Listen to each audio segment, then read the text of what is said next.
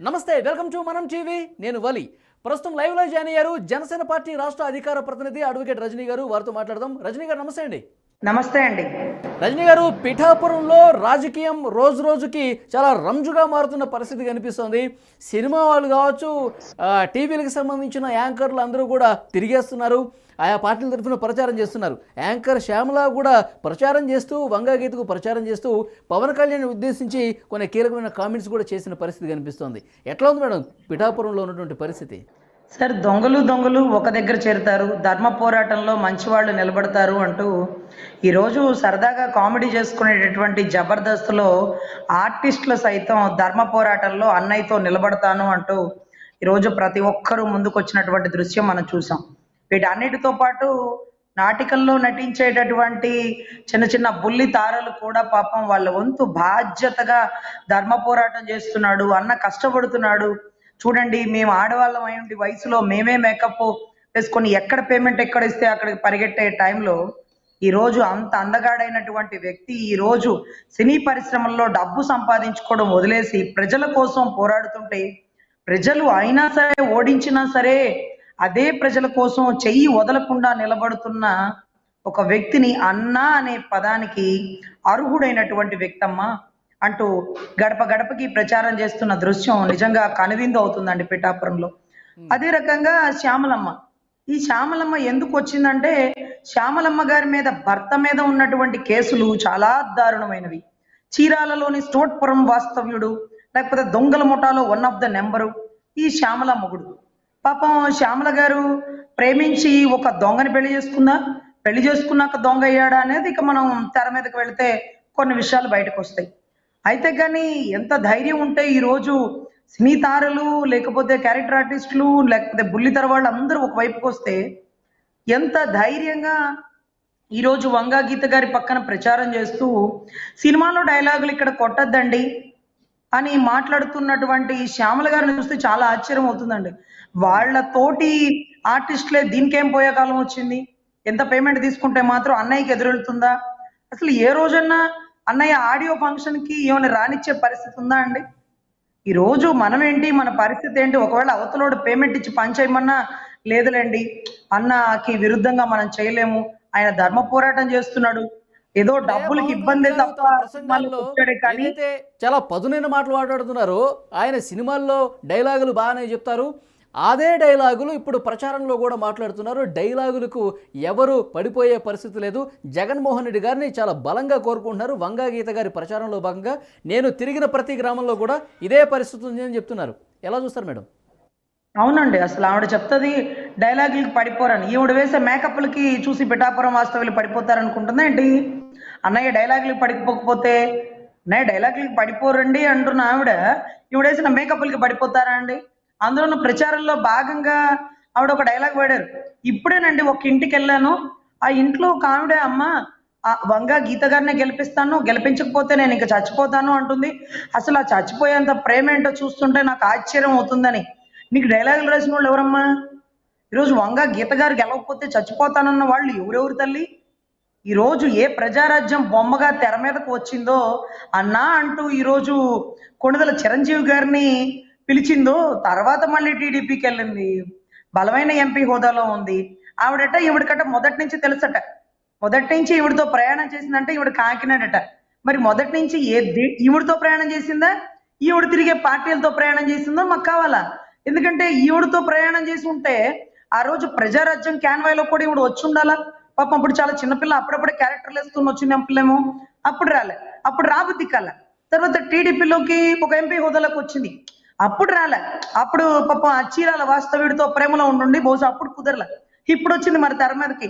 They paid no అనేటటువంటి సిగ్గుమాలిన పనికి దిగజారిందండి ఈరోజు. నిజంగా డబ్బులు తీసుకొని ఈరోజు అన్నకి వ్యతిరేకంగా మాట్లాడడానికి ఆ నోరు ఎలా వచ్చిందో ఈరోజు చాలా దారుణమైన పరిస్థితి అండి. అయినా పర్లేదు, నాకు ఫిక్స్ అయిపోయానండి, వాళ్ళు ఆయన మీద ఉండే కేసులు ఎత్తేస్తానన్నాడేమో, లేకపోతే ఇలాంటి కేసులను కుటుంబమే నాకు కావాలని దగ్గర తీసుకున్నాడేమో, నాకైతే తెలియదు. ఈరోజు వంగా గీత గారిని మీరు సపోర్ట్ చేయొచ్చు, తప్పలేదు, కానీ అన్నని తిట్టడం, లేకపోతే అదేంటది సినిమా డైలాగులు సినిమాలు అనుకునే మనిషి నువ్వు వయసులో ఉండి ఈరోజు సేవకురా, రోజు ఎండ డబ్బు తిరుగు, మేకప్ లేదు అంగుళం బయటికి రారు మీరు. పేమెంట్ కరెక్ట్ గా ఉంటే తప్ప సినిమా ఫంక్షన్ కి రారు మీరు. పిఠాపురంలో ప్రస్తుత పరిస్థితి పవన్ కళ్యాణ్ గారికి అనుకూలంగా ఉంది. పవన్ కళ్యాణ్ గారే గెలవబోతున్నారు, 1,00,000 మెజారిటీతో గెలవబోతున్నారు అని చెప్పి అడిగినప్పుడు శ్యామల గారు ఒక మాట చెప్పారు. ఏదైనా సినిమా రిలీజ్ అయ్యే ముందు ఎక్స్పెక్టేషన్స్ భారీగా ఉంటాయి, సో సూపర్ హిట్ అవుతుందని చెప్పి ఒక అంచనా ఉంటుంది. కానీ రిలీజ్ అయిన తర్వాత ప్రజల మద్దతు ఏ మేరకు ఉందనేది రిలీజ్ తర్వాతే తెలుస్తుంది. ఇప్పుడు కూడా సేమ్ అదే సిచ్యువేషన్ కనిపిస్తుంది. కేవలం ఎక్స్పెక్టేషన్స్ హై ఉన్నాయి, కానీ ఫలితం వచ్చిన తర్వాత అది పూర్తిగా వైసీపీకి అనుకూలంగా రాబోతుంది, పవన్ కళ్యాణ్ గారు ఓడిపోతున్నారు, మీరే చూస్తారు అన్నట్టు మాట్లాడారు. ఎలా చెప్తారు దీన్ని? మంచిదండి. సినిమా హిట్ అయిద్దా ఫ్లాప్ అయిద్దా ఈవిడొచ్చి క్యాన్వై చేయడం బిగిన్ చేసింది కదా. ఈవిడికి మించి తోపు తురుము ముద్రగడ గారు వచ్చి క్యాన్వై చేస్తున్నారు కదా. పద్మనాభ రెడ్డి గారు రూపాంతరం చెందుకుంటున్నారు కదా. మరి ఈవిడ ఏ పేరు రూపుదాల్చుకుంటుందో, లేకపోతే ఒకవేళ పవన్ కళ్యాణ్ గారు ఇక్కడ గెలిస్తే అసలు ఆర్టిస్ట్ గా ఆవిడ రిజైన్ చేసేస్తుందేమో, ఇక చక్కగా ఇంట్లో అన్నం కూరలు వండుకుంటుందేమో, లేకపోతే వైసీపీ లాంటి దృఢమైన పార్టీ గెలవాలి. జగనన్న మంచోడంట. ఎలా అమ్మా, నువ్వు తెలంగాణలో ఒక మంచి బంగ్లాలు ఇల్లు కట్టుకుని అందరికీ 10,000 ఇచ్చే దగ్గర నాకు డిమాండ్ గా 50,000 ఇవ్వాలన్న క్యారెక్టర్ ఆర్టిస్ట్ నువ్వు. ఈ రోజు నీకు ఆంధ్ర సమస్యలు నీకెలా తెలుస్తలే? అమరావతి రైతుల్ని చీరలాగి నడి రోడ్డు మీద పడేసినప్పుడు నువ్వు ఉన్నావమ్మా? లేదుగా పాపం. దళితుల్ని డోర్ డెలివరీ చేస్తున్నప్పుడు సిగ్గు లేదా నీకు? దళితుల్ని డోర్ డెలివరీ చేసి చంపి పడేసినాడు పక్కన నుంచున్నాడు నీ జగనన్న. ఈ రోజు ఓడించిన ప్రజల పక్కన నుంచుని తన సర్వస్వం దారపోసి పార్టీని నడిపిస్తున్నాడు నా అన్న పవన్. నీ అన్నకి నా అన్నకి నక్కకి నాగలోకి అనుకున్నంత తేడా ఉంది. దయచేసి నువ్వు పిఠాపురంలో తిరిగావు, ఒంటరిగా మాత్రం తిరక్కక్క. మా వాళ్ళు అసలే మంచోళ్ళు కాదు. అన్ని రోజులు ఒకేలాగా ఉండవు. ఎందుకంటే నువ్వు ఇబ్బంది పడకూడదు. ఎందుకంటే సినిమా డైలాగులు ఆయన చెప్పొచ్చేమో పాపం. నువ్వు మేకప్ లేదే బయటికి రావు. ఎండకి వానకి కొన్ని రోజులు తిరుగు, ఆదాయం లేకుండా పని చేసి చూడు, సేవ చేసి చూడు, అప్పుడు తెలుస్తుంది రాజకీయం అంటే ఏంటో. 4 డైలాగులు రాసుకొని చెప్పడం అంటే రజనీ గారు, ఇప్పుడు ముద్రగడ చేసినటువంటి వ్యాఖ్యలు కావచ్చు, తర్వాత యాంకర్లు చేసినటువంటి వ్యాఖ్యలు, ఈ పరిణామాల తర్వాత ఇవాళకి గ్రౌండ్ రియాలిటీ ఏ విధంగా ఉంది అక్కడ? సార్, గెలుపు ఓటములు అనేది సర్వసాధారణం. ఈ రోజు అన్న గెలవబోతున్నాడు అనేది జగమెరిగిన సత్యం, జగనెరిగిన సత్యం కూడా. జగన్ గారికి కూడా బాగా తెలుసండి. ఈరోజు మిథున్ రెడ్డిని దింపినా, ముద్రగడని దింపినా, విజయసాయి రెడ్డికి వచ్చి కూర్చున్నా, ఆఖరికి పులివెందల వదిలి పిఠాపురం జగన్మోహన్ రెడ్డే వచ్చి పోటీ చేసినా ఈరోజు అక్కడ ఉండేటటువంటి పవన్ కళ్యాణ్ గారి పవర్ భారీ రెట్టింపు అయిపోయిందండి. ఈరోజు నా అన్న ఈరోజు దశాబ్ద కాలం నుంచి ఏదైతే అరణ్యవాసం అనుభవించాడు, ఈ రోజు పట్టాభిషేకం కాబోతున్నాడు, అది పిఠాపురం సాక్షిగా. ఈరోజు ఎంతమంది వచ్చినా సరే వనవాసం అయిపోయిందండి. ఇక ఎవ్వరూ రాముణ్ణి పట్టాభిషేకం కాకుండా ఆపలేరు, ఆపగలిగే శక్తికి ఎవరికి లేదండి. ఈ చిన్న పెయిడ్ ఆర్టిస్టులు, క్యారెక్టర్ ఆర్టిస్టులు దయచేసి ఇది అయిపోయాక మళ్ళీ సినీ రంగంలోనో బుల్లితెరలోనో ముఖాలు చూసుకోవాలి. పవన్ అన్న గురించి ఈ రోజు కనీసం వ్యతిరేకంగా మాట్లాడగలిగే సినీ తారలే ఉండరండి, చాలా రేరు. ఈరోజు ఆలీ గారిని 4 మాటలు మాట్లాడతారంటూ ఆలీ గారిని బయటకు తీసుకొచ్చి ఒక పెద్ద పదవి ఇచ్చిన పవన్ కళ్యాణ్ గారి గురించి 4 ముక్కలు చెప్పమంటే ఆయన వల్ల కాదండి. తిట్టాడడానికి నోరు రాదండి. ఎందుకంటే తన స్వార్థం కోసం రూపాయి దాచుకునేవాడు కాదు.